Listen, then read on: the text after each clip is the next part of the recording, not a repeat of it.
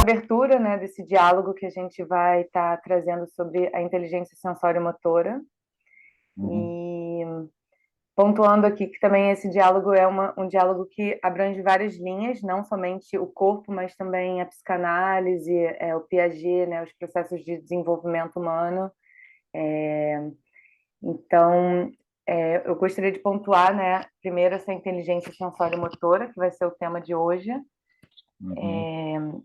trazendo assim motricidade, né, como a expressão do movimento pelo corpo, que envolve a percepção sensorial, que envolve o equilíbrio, que envolve as habilidades cognitivas, como uma rede de neurônio que forma tanto do corpo quanto da psique, né? Uhum. E aí, assim, durante o seu processo, que você já acompanhou muito criança nesse início da vida, eu acho que seria interessante a gente iniciar por como que você vê essa construção dessa inteligência sensório-motora sendo formatada na criança, Uhum. assim. É interessante pensar, porque a gente vai estar conversando sobre a formação da inteligência humana. Até metade do século XX, não se tinha clareza sobre isso, porque, por exemplo, a neurologia não estava desenvolvida. O termo sensório-motor foi cunhado pelo Piaget. E o Piaget era muito claro que ele é epistemologia genética, né? É o conhecimento de acordo com o momento de crescimento genético que o indivíduo humano está. Então, ele mapeou claramente os 6 primeiros anos, que é a primeira infância, que, segundo Freud, segundo o pessoal da linha oriental, é a idade em que a criança, eu prefiro a frase do Piaget mesmo, a idade da construção do real. O sujeito está vivendo a realidade. Ele percebeu que tem uma realidade. Agora, o sensório motor é o primeiro estágio.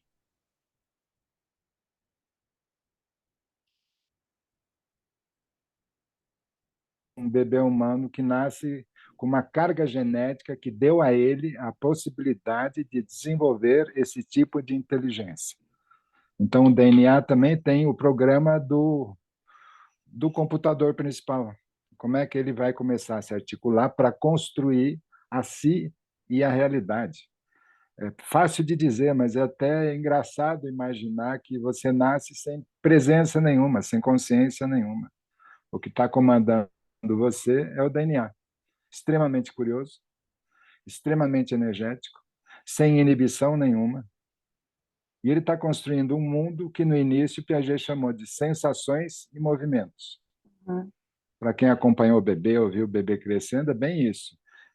Toda essa parte que você introduziu de neurologia, de motricidade, de coordenações, de interações. Imagine, né? O cara começa a chacoalhar e, com isso, o sistema dele começa a articular uma determinada conduta, vou chamar assim, genericamente. E ele vai aprendendo a lidar com as mãos, ele vai aprendendo a lidar com o corpo, ele vai aprendendo a lidar com a fala, ele vai aprendendo a mamar, ele vai aprendendo a fazer xixi, ele vai aprendendo a ficar de pé, ele vai aprendendo a lidar com as mãos, e tudo isso é fabuloso pensar, porque é DNA puro. O ser humano pode facilitar ou atrapalhar, mas mesmo nessa primeira infância, por mais que o ser humano atrapalhe, esse que está crescendo, ele está se desenvolvendo plenamente. Ele não tem, ele é resiliência pura. Ele é resiliência pura. Ele está construindo aquilo que está sendo construindo. Não tem assim, me impediram, não deixaram. Tem a Mas pedagogia. você Diga. enxerga assim que ele está construindo, mas também a partir da construção dos agentes familiares, né? Assim, é como se essa inteligência ela nasce antes mesmo da concepção do ego, mas essa inteligência ela é uma reprodução do sistema familiar ou ela é como que ela interage assim com a família para estar se Ah, está, desenvolvendo assim? pensar que no esquema de como é que ela interage com a família já é uma restrição adulta do que seria a formação da inteligência humana.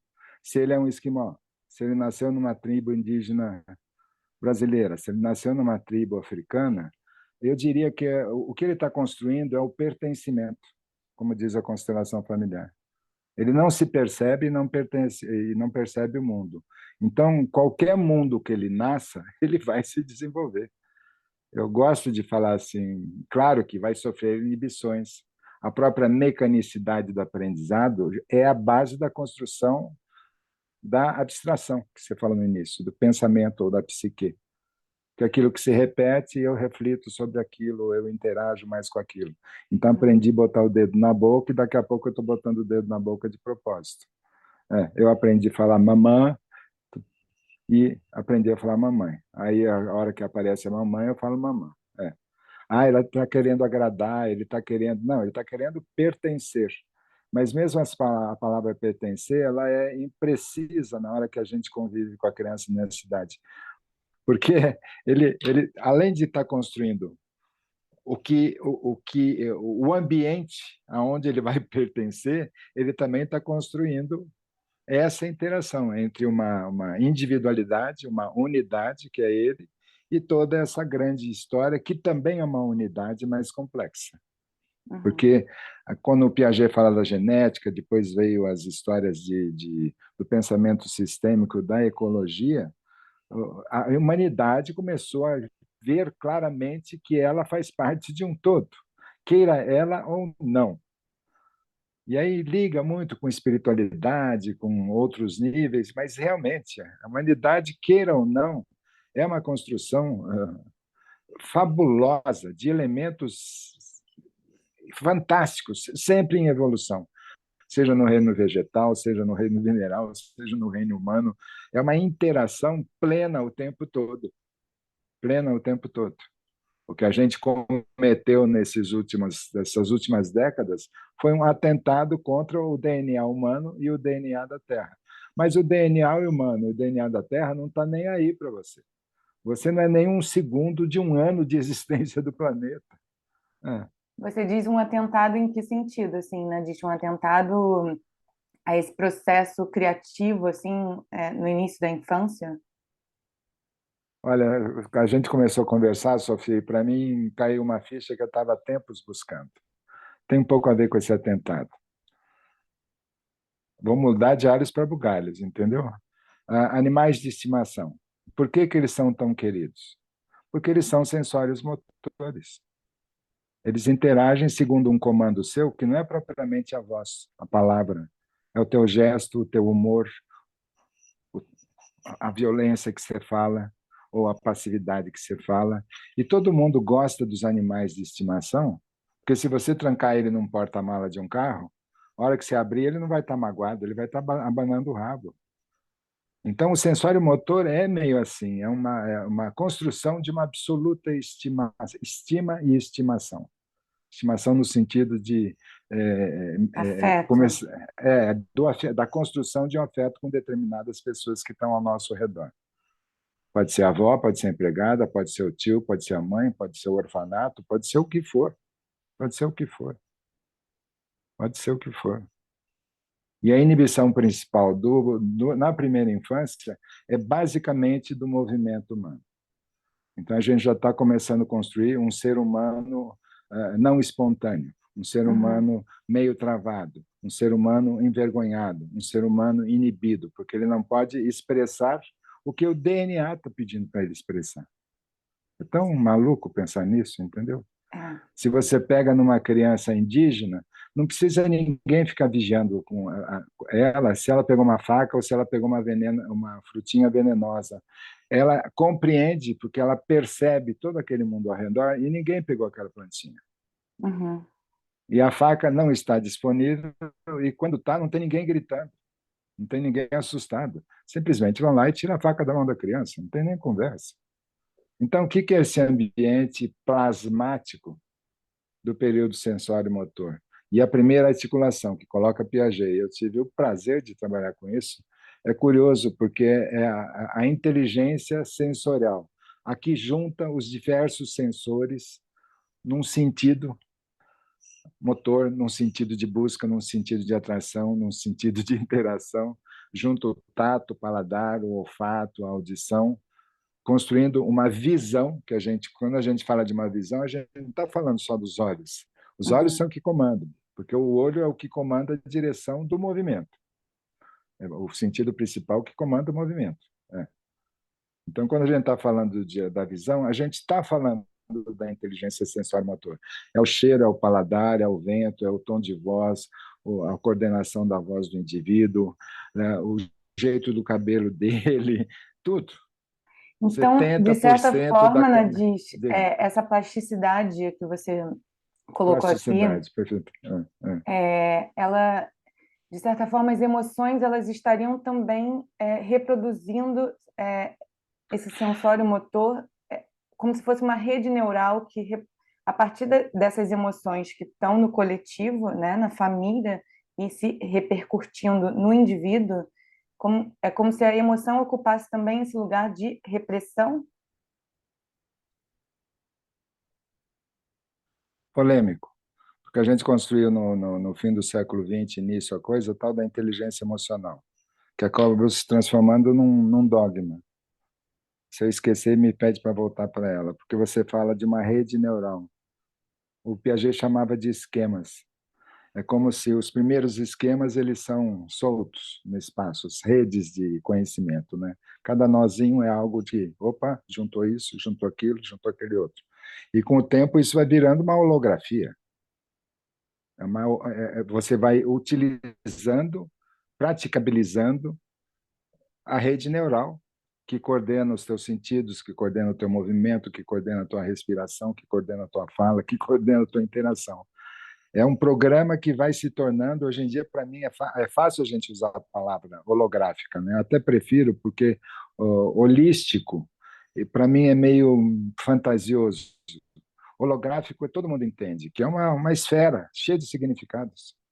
Que nem esses games de ir encaixando, e encaixando, e encaixando, encaixando, tem hora que vai encaixando. E é isso que vai acontecendo com a psique, com a inteligência humana. Ela vai encaixando, encaixando, encaixando, encaixando, construindo a si e a realidade. O tempo todo. O tempo todo. Não tem descanso. Desde a hora que ele acorda até a hora que ele vai dormir. E é, de certa maneira, caótica, aleatória e extremamente coerente. Porque quem está comandando isso é o DNA. E essa plasticidade neurológica que veio com o DNA. É uma característica do DNA. Não tem como sair. Mas voltando à tua questão, que era? Você lembra? Eu trouxe a questão das emoções porque Ah, me tá. remete muito à questão no Oriente, por exemplo, eu vejo muito que não existe muito essa expressão Não. facial, equivalente à tristeza, equivalente à alegria. Eles não se expressam tanto quanto eu sinto que aqui, por exemplo, no Brasil, tem uma expressão muito vinculada à emoção em si. Então, o quanto que isso também não formata esse início da vida sensório-motor pela Ah, entendi. A formatação principal é a formatação dos sentimentos.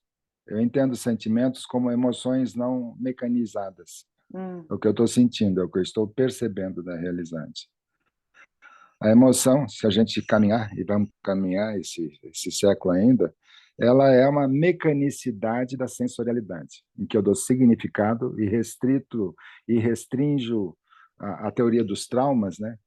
Que fica tudo construído em função dos traumas, que não é bem assim.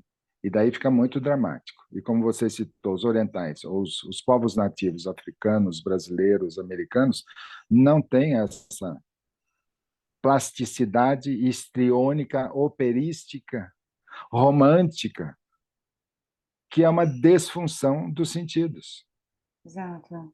E aí você constrói histórias que te aprisionam a vida inteira, porque elas também estão com uma inibição da tua sensorialidade, você não percebe outras coisas, que nem o racismo, é um bloqueio da inteligência. A pessoa não está percebendo. Ela foi condicionada por uma emoção, muitas vezes não precisa, e que condicionou a ela não ver que a maior população no Brasil é negra. É, ponto. Não tem discussão.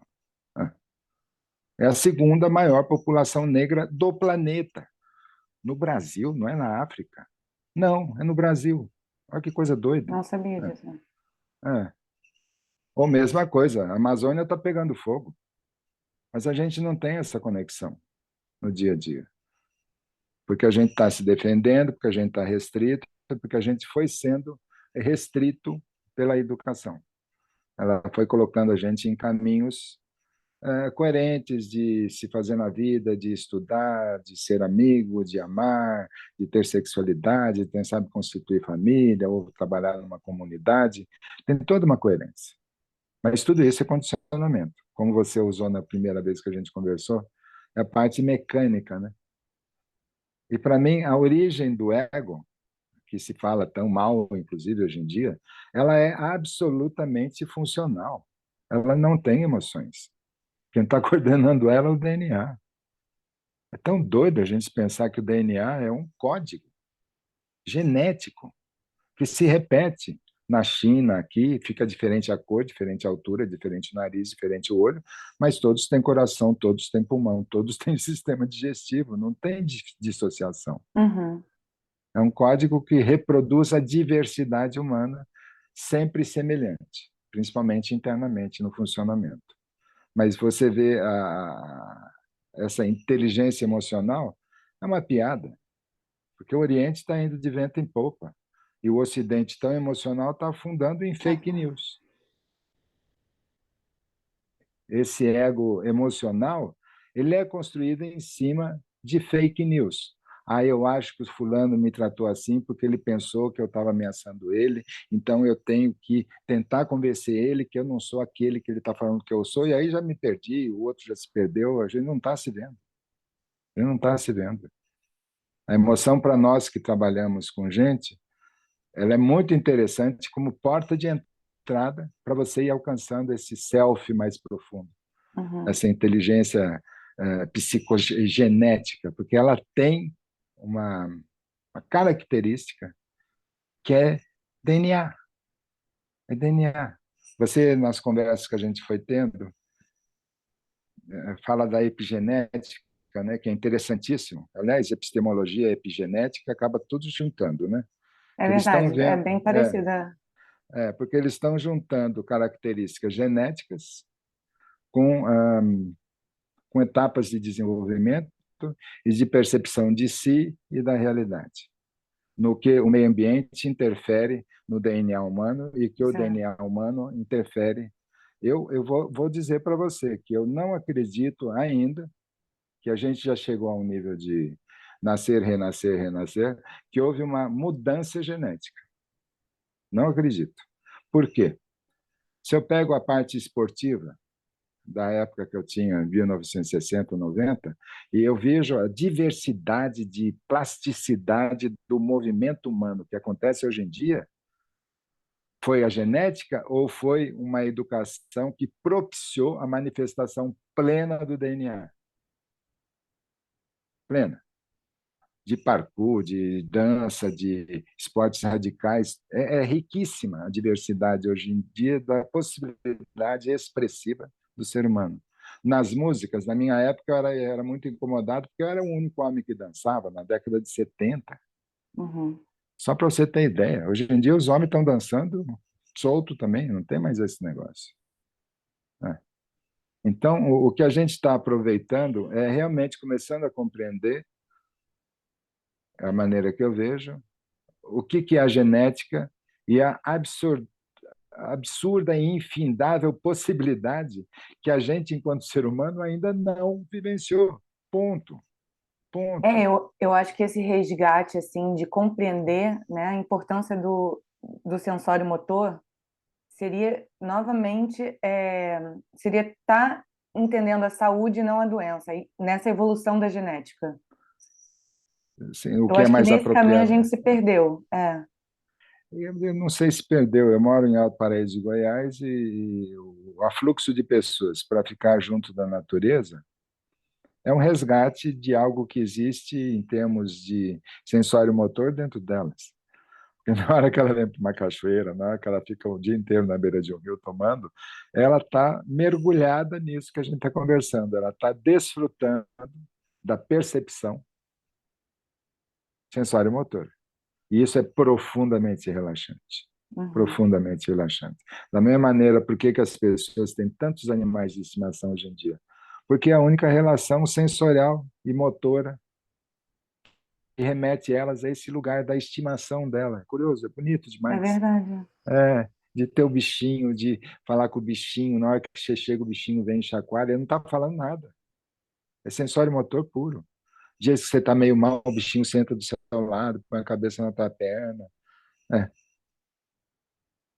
Mas é como se a gente tivesse restringido a nossa inteligência sensório motor, afetiva, amorosa, sensual, a um bicho de estimação, em que é bonitinho, engraçadinho, mas o que eu estou aprendendo com eles?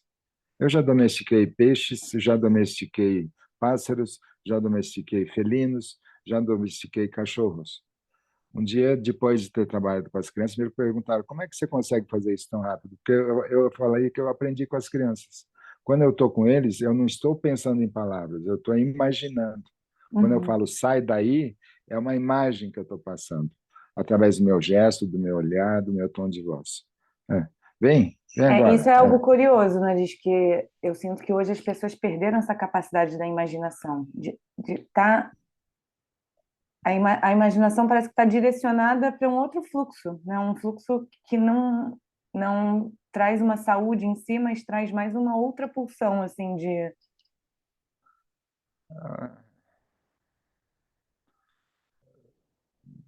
De qualquer maneira, é a manifestação que aconteceu para dar ferramentas para o ser humano acessar outros universos, vou chamar assim, de maneira bonita, meio imprecisa, mas meio fascista, até meio sonhadora, só sem falar nada, cada um imagina.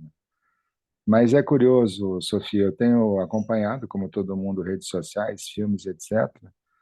E a fake news está caindo de moda também, porque as pessoas já perceberam que tem posturas, falas e programas. Se você for chegar à origem, você vai ver que é fake. E depois, vendo que é fake e vendo que você não tinha sido convencido, a gente está analisando as imagens, a sequência de imagem, as vozes, de uma maneira como nunca antes na história da humanidade. E a tendência é a gente seguir a expressão não verdadeira, a expressão real. Uhum. Isso eu gosto da psicanálise. Para mim, a grande lição da psicanálise não é verdade, é realidade. Muita gente vai discutir isso comigo, mas o que você entende por realidade? Realidade. Realidade. O sol, a pedra, a mesa, é esse momento que a gente está vivendo, isso é real. Eu não estou Sim. imaginando coisas, eu estou imaginando coisas num pensamento criativo, mas não estou. Essa é real. Mas nesse sentido, Nadish, assim, eu vim de uma época que eu ainda não tive contato com a tecnologia. Eu tive uma infância que talvez foi um pouco mais próxima de uma infância sensório-motora. Mas Sempre. por exemplo, o jovem, as crianças de hoje em dia, eu vejo, por exemplo, muito movimentos de TikTok, reprodução de movimentos, como se não tem um movimento espontâneo vindo, é uma reprodução do que está vendo nas telas. Mas se você for falar o que é espontâneo,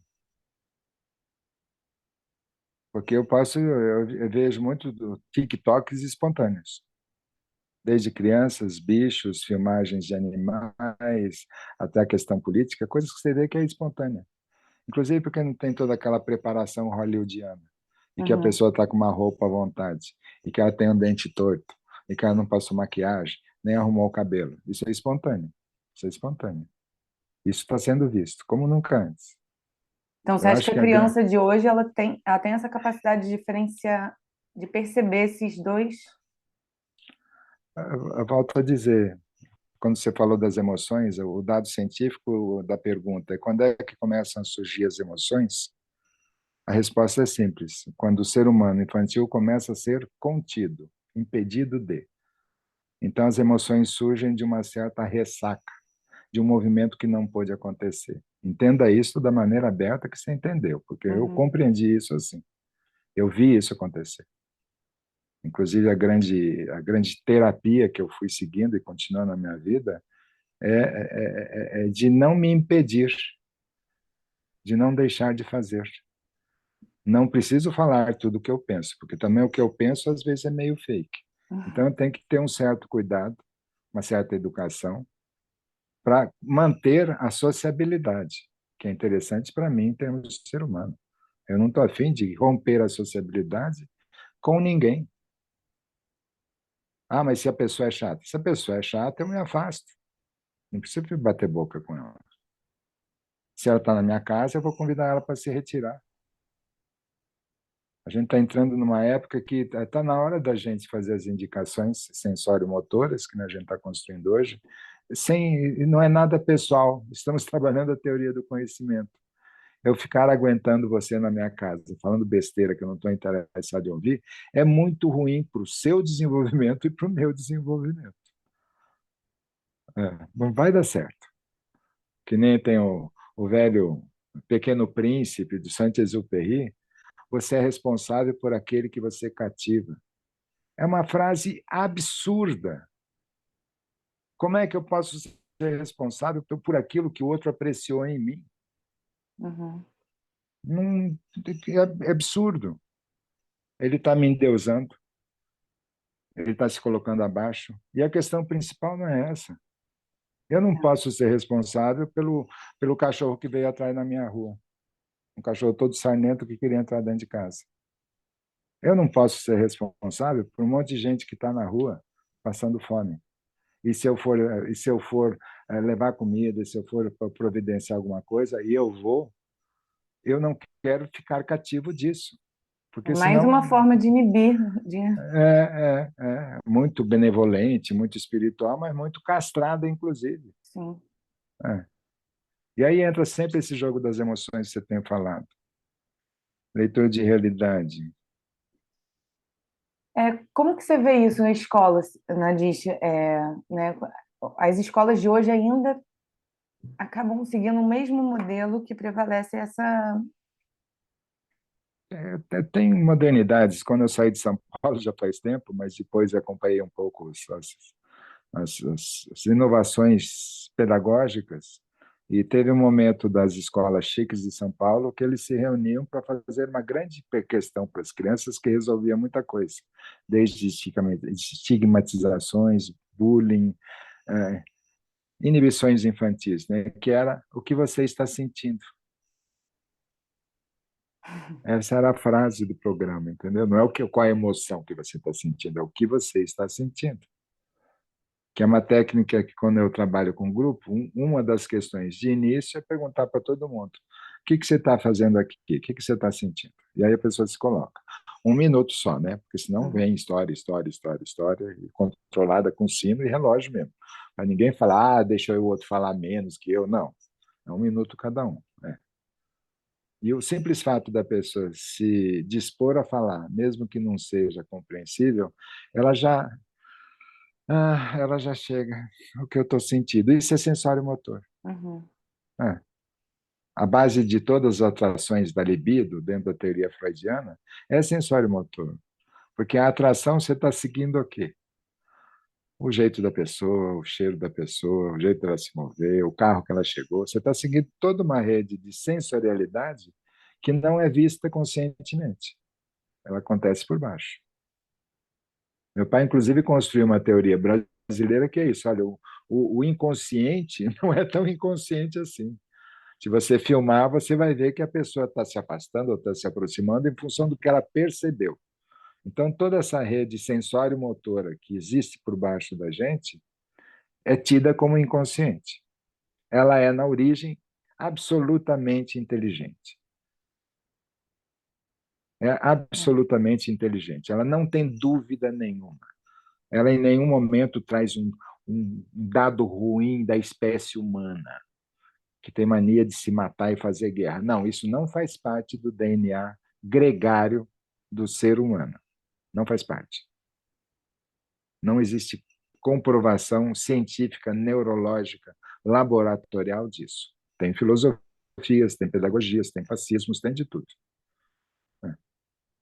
E isso realmente a gente se afastou do que você falou, dessa inteligência sensório-motora. Se afastou. É esse o grande erro, para mim, hoje em dia, da humanidade.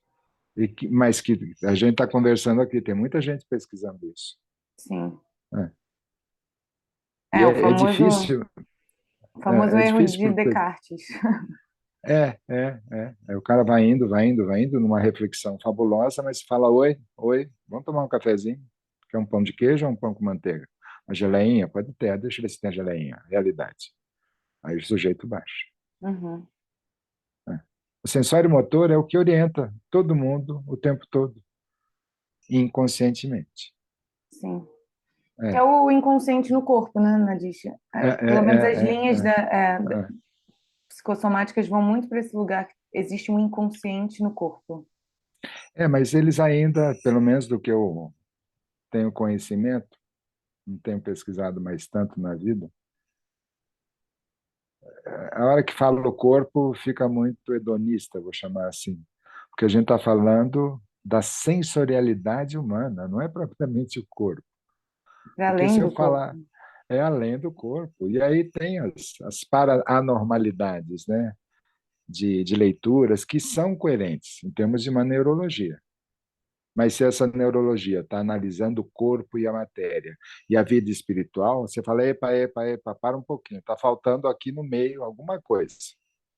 Você sai de uma realidade traumática, neurótica, abusiva, etc., ou muito afetiva, muito protetora e etc., para, agora eu vou fugir para o meu mundo espiritual. Essa é a base da loucura, Uhum. em que você vai para a espiritualidade não por um autoconhecimento.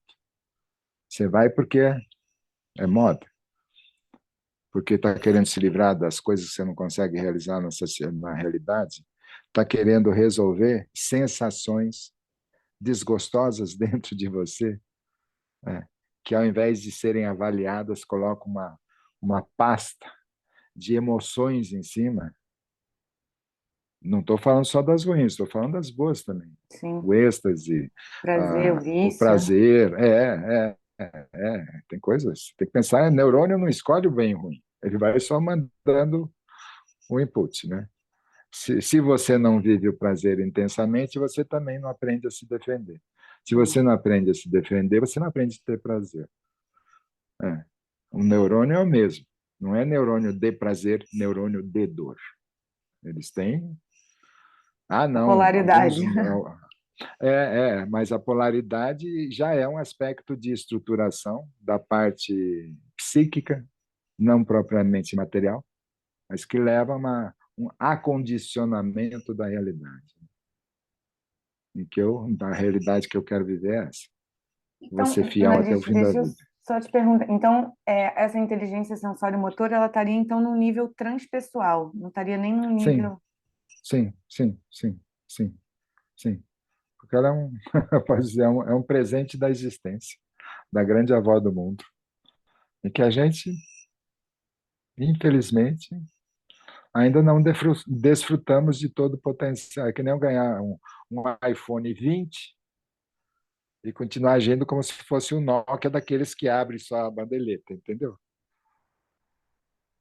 Ah, mas o 20 não existe. Pois é, nem a gente existe ainda diante da potencialidade neurofisiológica, motora, sensorial, respiratória, interativa. Que nem a gente persegue ainda o casal, o casamento e a fidelidade, que neurologicamente é absolutamente restritivo se você colocar no foco só isso. Tem outras relações de amizade, de esporte, de trabalho com crianças, com animais, com velhos, com negros, com índios, com um monte de coisa.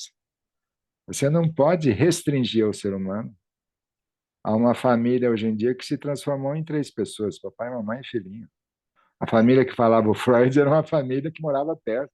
Os primos brincavam, as tias se relacionavam, conheciam um monte de gente, todo mundo andava a pé, sabe? Sim. Não se encontravam mais na praça. Aquela família era uma tribo, uma cidade era uma tribo. Não era essa coisa uberizada que a gente É. vive hoje. E tá aí tantos sintomas, né, psicossomáticos. Agora é uma Nossa, lista enorme. nossa. Não, e fica uma coisa de perdemos o sentido, né? É, Tem algo meio desfalecido, porque o sensório motor está lá, sim. Não, e ele está eu tenho lá. até, inclusive, assim, eu li, assim, recentemente, assim, né, que o DSM, esse livro de manual, seria, na verdade, um livro de mecanismos de defesa do próprio corpo. Não seria nem um manual de doenças, é mais um manual de defesa do próprio corpo, listado em vários nomes que se dão para É, mas bipolaridade, transtornos de. mas é curioso, porque na hora que você fala que é um manual de defesa, não, ele é um manual de escolha. Ele não está se defendendo, ele está saindo daquilo para ir para outra coisa, entendeu? A hora que você restringe, não, ele está se defendendo é porque seguraram ele aí. Seguraram ele aí. Mas dentro da teoria do conhecimento, do Piaget, do Paulo Freire, que é fabuloso numa outra área, é fabuloso Paulo Freire.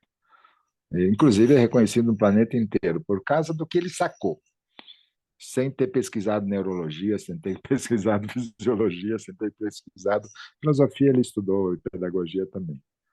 Mas sempre no melhor resultado da interação de conhecimento que um adulto ou um professor ou uma autoridade pode ter com a realidade. Qual é a maneira melhor de interagir para que todos cresçam? E todos cresçam considerando-se mutuamente como base do conhecimento humano, da Uhum, vida humana, que é a sociabilidade, a interação, que é absolutamente impregnada das sensações, do movimento, da percepção, da avaliação do movimento, se deu certo ou não, se não martelei o dedo, se eu realmente senti atração e a pessoa também sentiu atração por mim, porque às vezes eu posso ter sentido atração por causa da atração que ela manifestou com relação a mim. Mas na hora que eu fico mais, falo, não, ela me seduziu. Entende? sim. Não, ou ao contrário. É. Depois de tudo que eu trabalhei, que realmente a gente é uma construção. E a restrição faz parte do caminho, né? Se você não tiver uma forma, você não define. Só isso. Então, a restrição é a inibição, ela está impedindo a sua liberdade, mas está tudo meio aéreo demais. Eu preciso desse caminho. A Uhum, personalidade é uma construção de consciência, né? Tanto que, segundo eu entendo, a hora que a gente vai construindo essas restrições, elas são andaimes. Aí tem uma hora na vida que você começa a descobrir que tem algo dentro, que é o caráter, que chama a psicanálise ou a psiquiatria clássica, né? Ela não é essa multifacetada personalidade. E aí realmente você tem uma condição de, como é a palavra, sabedoria? Não, é de, enfim, de acessar ampliação. uma consciência maior, uma realização. Uhum, E essa realização tem coisas que não foram vividas mesmo. Não é problema. Quase falar, não deu tempo. Tinha que trabalhar, tinha que estudar, tinha que resolver a mãe que estava muito doente. Tudo isso faz parte da realidade. Bom, mas que ao mesmo tempo, quando não tem essa percepção de si, desse corpo, essa realidade também entra, é quase como se fosse um choque, né? A pessoa não. de novo, você começou falando do Oriente, né? Até lendo Nietzsche outro dia, que é um cara que eu li algumas coisas, eu caí um livrinho, que ele prefere o Oriente, porque o Oriente não tem essa pessoalidade, é o Zen. Sim. O Oriente não tem esse Deus, é o Tao, é o Zen. Então, realmente, é você que constrói a sua posição dentro de uma realidade que também é construída. É construída no sentido de percebida e orientada, né? Uhum, Eu preciso do jogo do conhecimento, que é eu preciso de disciplina. E uhum. disciplina é uma rédea. Vai lá. Está querendo conhecer psicologia? Então, mas tem sociologia, mas tem antropologia, mas tem... É assim, mas... Uhum. psicologia. Então, nesse lugar, Nadish, na escola, como que você vê isso, assim? Porque hoje eu vejo a escola muito orientada para o externo, né? Para os outros. É pouco Sim. desenvolvimento focado na criança, na individualidade da criança também. Então, é quase como se ela está no meio para interagir, mas também ela está totalmente inibida e... Olha, para falar grosso, a principal cagada da escola é a falta de um corpo, a falta de uma pluriexpressão artística. Pouquíssimos seres humanos têm a capacidade acadêmica de escrever, destrinchar, ler, interligar autores. Isso não é a maior capacidade do ser humano. Você está perdendo os artistas de teatro, os dançarinos, os mecânicos, as pessoas que vão para a ginástica olímpica, o pessoal que quer casar e ficar com uma pessoa só, os outros que não querem fazer isso. Então, o principal problema da escola no Brasil, vamos ficar aqui, acredito que no mundo também, é a imobilização que ela coloca o ser humano. Sim. Formata a pessoa para seguir o Sim, modelo. sim, sim, mas antes de mais nada, ela é inibida e constricta, né? Eu gosto da palavra que vem da religião, que é uma pessoa apertadinha, né? Sempre preocupada, sempre, e mesmo que ela seja linda, maravilhosa, ela está sempre, ai, Cheia de é, dedos, sim. por que não? Eu estava vendo hoje à tarde, me mandaram, tem uns índios que eu tenho contato com eles por internet, e me mandaram assim uma filmagem que é uma grandioca com as mulheres tocando música, os adolescentes por lá e para cá, os velhos sentados. Oi, alô, só isso que eles estão fazendo. Sim, mas você vê que é uma harmonia absoluta, entendeu? Uhum. Tem velho, tem criança, tem bicho, tem música, tem conversa, tem alguém filmando, tem alguém colocando isso na internet. Só Sim. para falar, a gente está aqui vivendo. E esse sensório motor, ele tem a capacidade de se organizar. Assim, eu uma vez acompanhei uma escola que ela era livre, escola livre, que é diferente das tradicionais. Tem seus desafios também, mas era impressionante como elas sabiam exatamente o horário do almoço e elas se auto-organizavam para estar nesse momento que elas sabiam como que era o momento da hora do almoço, mas elas por si mesmas já sabiam que aquele momento era o horário do almoço e elas se organizavam de maneira, na interação delas, como se fosse até um próprio ritmo regulatório, assim, que estaria conduzindo elas, assim. Mas uma Não escola com existia abordagem, uma professora orientando que aquele era o momento da escola, do almoço. uma auto-organização. Mas era uma escola com uma abordagem vertical que a gente soma. Isso, Crianças de diversas idades, porque livre. eu que trabalhei com os pequenos e acompanhei muito bebê e parto, nossa, o bebê humano demora muito tempo para se independer, o ser humano. Ele é dependente da estrutura externa. E Uhum. quando você está orientando ele ou junto com ele, se apropriando de habilidades, é necessário. O cara não tem condição de sozinho. Imagina, esse é outro absurdo, né? Como é que você vai imaginar um ser humano? Como é que ele vai fazer sozinho? Como Não, nunca vai, nunca, nunca, nunca. É. Então essa interação ela vai se organizando. Mas eu volto a dizer, tinha crianças mais velhas e mais novas. As mais velhas, 6, 7, 8, 9, 10, 11, 12, 13, 15, elas querem a realidade. Que tem a comida, que tem a brincadeira, que tem a interação, que tem uma realidade. sim. Nesse sentido do bebê, você me trouxe muito. Acho que foi o Piaget até que trazia muito essa questão da autorregulação. E eu estava Sim, sim. observando que essa autorregulação ela é uma cópia da autorregulação materna. Então, a forma que o sistema nervoso da mãe se organiza para fazer a digestão das emoções, fazer essa regulação, é a mesma que o bebê vai estar usando ao longo da vida.